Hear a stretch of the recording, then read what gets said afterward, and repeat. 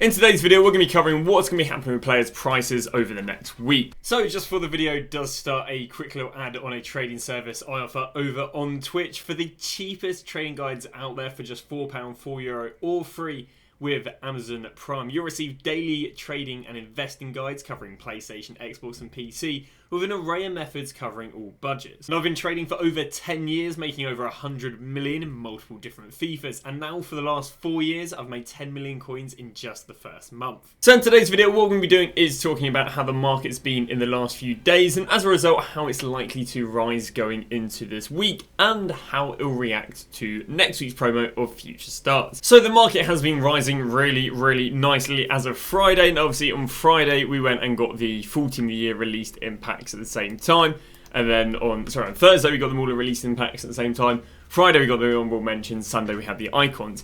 And what's happened is the Team of the Year icons, Team of the Years have followed the exact same trend as last year. Now, interestingly enough, they weren't following last year's trend going into Friday, which is why myself and I guess quite a lot of people weren't overly certain about them following last year's trends, because up until them all being in packs, they weren't following last year's trends. But now they're following last year's trends, which is where these cards are just rising and rising and rising, and really they're unlikely to go down unless EA have a massive mishap that for some reason heavily increases the supply or heavily decreases the demand, both of which are very unlikely. So as a result of the Team of the Years going up and up and up, they've become very unaffordable. Because they've become unaffordable, people have gone to the next tier cards, and the next tier cards, and the next tier cards. And this is actually really good for the market. As much as you guys are really pissed off that you can't pack Team of the Years, you not being able to pack Team of the Years just means the whole market rises, because people can't buy Team of the Years, people can't buy Team of the Year icons, people can't buy the honourable mentions, and then everything in the market goes up. Like I had some guy complaining in my stream about this is really bad for the market. It's not really bad for your market, it's just bad if you want to try and pack a Team of the Year, which, yeah, fair enough. So let me just show you guys some cards. Again, I don't even have to show you Team of the Year cards, I can just show you some random popular special cards. Here's João Pedro, and as of Thursday, which again is when they're all in packs, he is up the best part of about 30-40k. Even cheap cards like Di Lorenzo have gone up from 22 to around about 28, going up about 30%.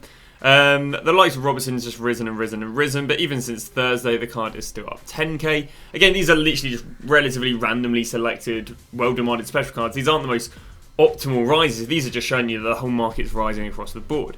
We can see right there, Dodo, again, has been rising, and Dodo's actually up like 15k as of Thursday.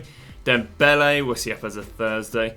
As of Thursday, Dembele is up again like 60k. And once again, we're not like cherry picking these players. These are just random players kind of representing the whole market rising. And finally, we've got ourselves a Lewandowski, who's only up 15k in all fairness.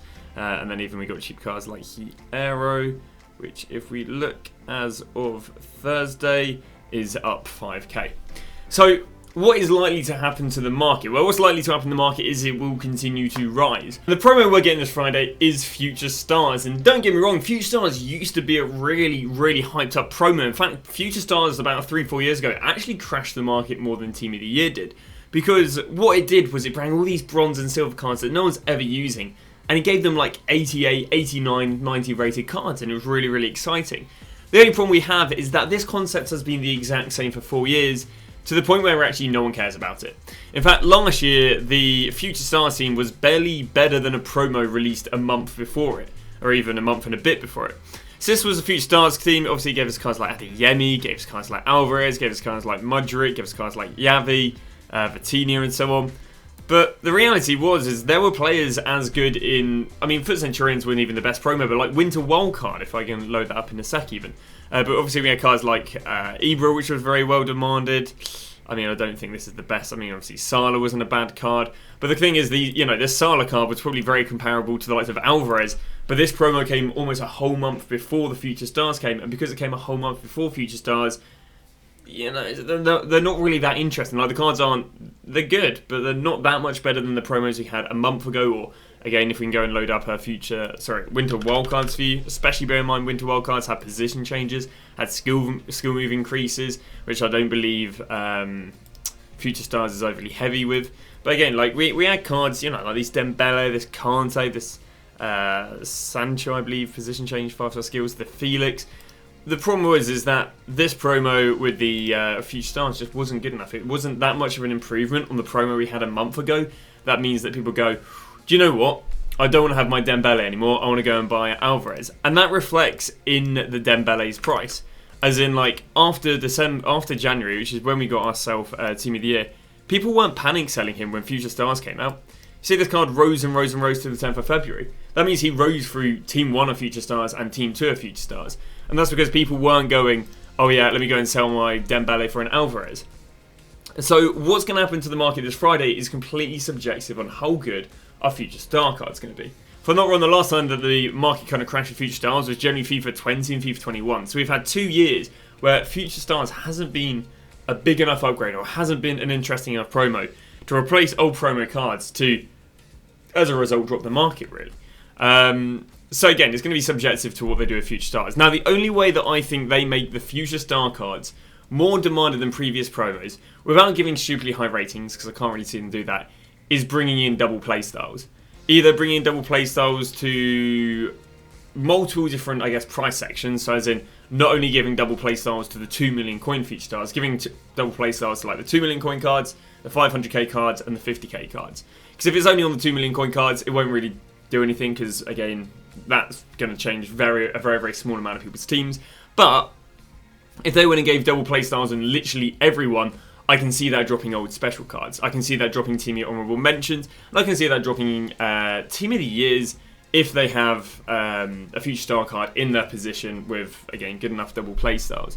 So I think, in my opinion, how the market's going to react is all going to come down to, are they going to give double playstyle pluses, of course, to the Future Star cards, or if they're not. If they're not, I generally see what happened last year, where minimum we're going to see the market rise for another 2 weeks, few Future Stars, because the cards just aren't interesting enough. If not, I do think the market will drop, because we have seen a really decent rebound on cards, especially like the 300, 400, 500k cards. And I can see people go and panic sell them because of a double play styles on the likes of Future Stars, which again is not information we know yet, but I feel like it'll be information we know before Friday, so that'll give you plenty of time to know if you should go and sell your cards or not. Now, if it comes out that we're not going to go and get ourselves double play styles, you can actually just go and invest in the Team of the Year icons and the Team of the Year honourable mentions. The reason for that is because those cards will probably be as interesting, if not more interesting, than the likes of the Future Star cards, because of course the double play styles. And again, to find the best investments right there, we're going to go PGP, we're going to go version, we're going to go honourable mention, and right there will show us the most used players. And obviously some of these don't actually have double play styles, but you know, these will be semi-interesting cards that have just gone out of packs.